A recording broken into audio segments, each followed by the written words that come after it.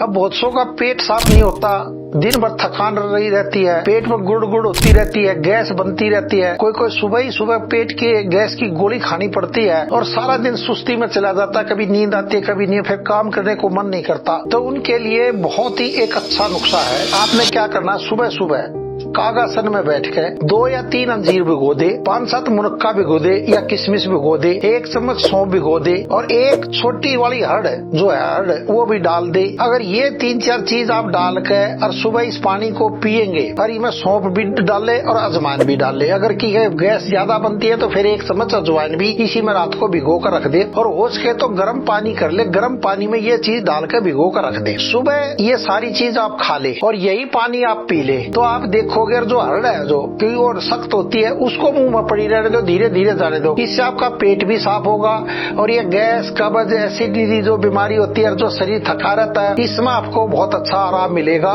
ये करके देखे और ये नुस्खा कभी फेल नहीं होता है।